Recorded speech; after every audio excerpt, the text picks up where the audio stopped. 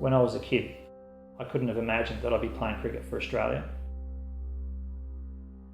I couldn't have imagined I'd be walking out onto Kensington Oval, Gore Fort, representing my country.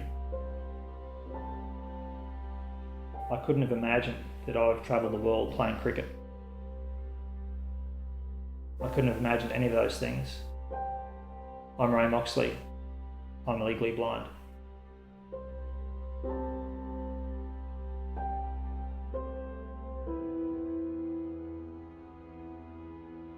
My sight impairment is a condition called ocular albinism. It has a number of different things, but the main issue I have is with glare.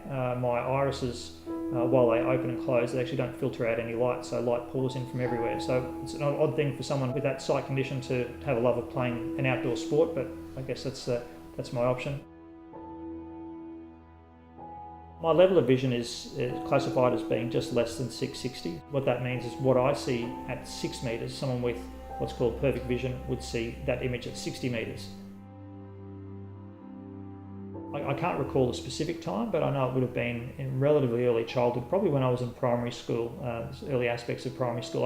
I guess I was a slight social outcast. I was the kid with very, very thick glasses. I had quite a severe squint, which meant that one of my eyes faced quite a different direction to the other, so it was quite clear to people that I had a vision impairment.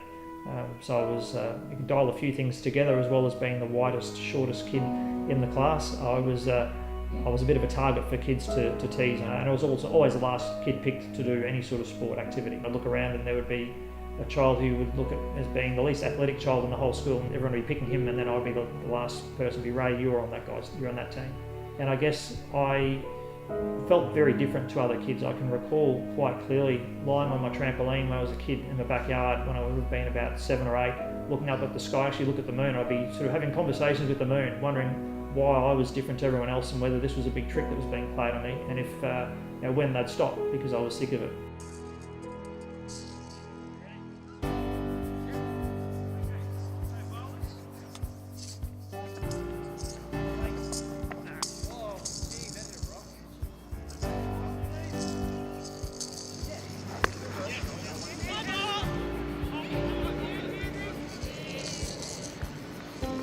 How blind cricket differs to traditional sided cricket is that blind cricket's played with a different ball. We have a hard plastic ball and the ball's bowled underarm. There are 3 distinct categories of blindness in a blind cricket team. So out of the 11, you have 4 people who are totally blind. That's the B1 category. You have 3 people who are partially sighted. That's the B2 category. And you have 4 people who are partially sighted. That's the B3 category. All of those players are legally blind. The ball, as I said, is bowled underarm, and before you bowl, the bowler needs to ask the batsman if the batsman's ready, and the batsman responds with yes, and then the bowler says play as he's releasing the ball.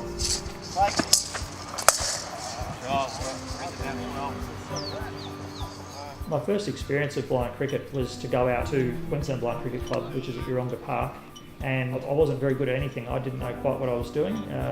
But it seemed like an opportunity to socialise with mates outside of school. This was the first taste I've had of playing team sport and being part of a team, and that really attracted me to play blind cricket. I've been to a lot of countries through blind cricket, which has been a real privilege. My first international trip was in 1996. I went to New Zealand, and then the next tour was to India in 2002, and in fact I would have been happy with that being it, but I've been fortunate enough to go back to India, I think, on 3 occasions. I've done a tour of Sri Lanka, I've been to Pakistan a few times, I've been to South Africa a few times, I've been to England a few times, and I've been to Barbados. So I've had a really awesome opportunity to travel through blind cricket. Unfortunately, I've had to pay for all of those trips, but it's been an amazing experience. I went to South Africa in 2014. It really resonated with me, with the plight of the people in the Western Cape of South Africa and the hardships that they faced. And I saw the work of the charity League of Friends of the Blind, and I was inspired by what they did, and I could see that they had one resource that was missing, that was money. I was inspired while I was there, and I was on the plane on my way back that I decided that I needed to do something to help, and I set about raising funds to purchase canes and have canes donated, and so far I've taken 200 white canes across to Cape Town. So there are now 200 people in Cape Town who are getting around who before my intervention wouldn't have been able to. So that's had a really direct impact on a lot of lives, and it's been a really fulfilling thing to do.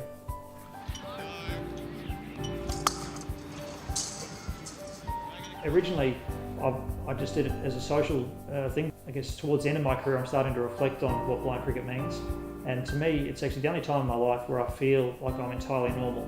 No one's making a special exception for me. If I'm working or studying or playing other sports, I'm aware, whether it's done very subtly or whether it's quite obvious, that people are making an exception for me or my vision impairment. When I go out and play blind cricket, or the whole game's modified and centred around people who are vision impaired, I can compete as an absolute equal with my peers. So it's I guess it becomes you get a real feeling of self-worth out of playing that sort of endeavour. You don't feel like people are dumbing something down just to allow you to participate.